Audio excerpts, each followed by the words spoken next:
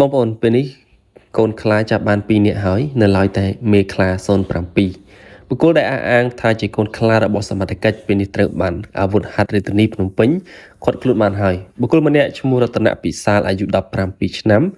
មានមុខរបរមិនពិតប្រាកដដែលកន្លងមកបានអះអាងថាខ្លួនជាកូនខ្លារបស់សមត្ថកិច្ចត្រូវបានកម្លាំងអាវុធហត្ថរាជធានីភ្នំពេញ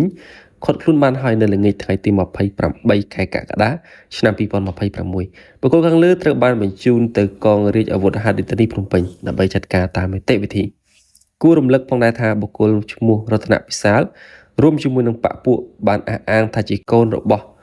ថាជាខ្លួនថាជាកូនខ្លារបស់សមត្ថកិច្ចហើយបានជិះម៉ូតូប្រដេញយុវជន2នាក់ជិះម៉ូតូមួយគ្រឿងហើយធាក់ផ្ដួលនិងប្រើហិង្សាវាយបណ្ដាលឲ្យរងរបួសរហូតប្រកាច់កាលពីយប់រំលងអាត្រិតឈានចូលថ្ងៃទី26ខែកក្កដាឆ្នាំ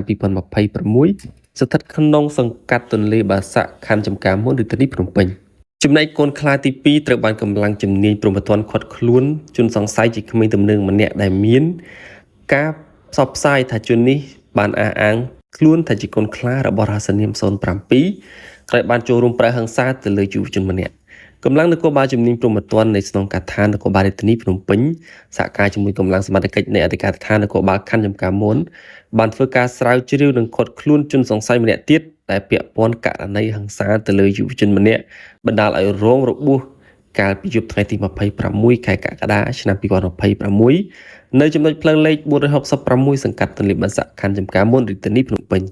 ប្រតិបត្តិការស្រាវជ្រាវហើយឈានចូលដល់ការចាប់ខ្លួននេះបានធ្វើឡើងក្រោមបញ្ជាផ្ទាល់ពីឯកឧត្តមស្នេហ៍ឯកជុននរិនអគ្គស្នងការរងនគរបាលរាជធានីភ្នំពេញនិងជាស្នងការនគរបាលរាជធានីភ្នំពេញជនសង្ស័យដែលត្រូវបានឃាត់ខ្លួនសមត្ថកិច្ចធ្វើឡើងនៅរសៀលថ្ងៃទី29ខែកក្កដានេះមានឈ្មោះសែច័ន្ទសេងហៅអាសេងអាយុ17ឆ្នាំជាមួយគ្នានេះសមត្ថកិច្ចក៏បានចាប់យកវត្ថុតាំងម៉ូតូមួយគ្រឿងដែលជនសង្ស័យបានប្រើប្រាស់ក្នុងការធ្វើសកម្មភាពផងដែរបច្ចុប្បន្នជនសង្ស័យរួមទាំងវត្ថុតាំងត្រូវបានបញ្ជូនទៅកាន់ប៉ុស្តិ៍នគរបាលរាជធានីភ្នំពេញរដ្ឋបាលទន្លេបាសាក់ដើម្បីចាត់ការបន្តតាមនីតិវិធីសូមបញ្ជាក់ថានេះជាជនទី2ហើយដែលត្រូវចាប់ខ្លួនក្រោយពីបពពួកម្នាក់ទៀតត្រូវបានកម្លាំងអាវុធហត្ថឃាត់ខ្លួនកាលពីថ្ងៃទី28ខែកក្កដា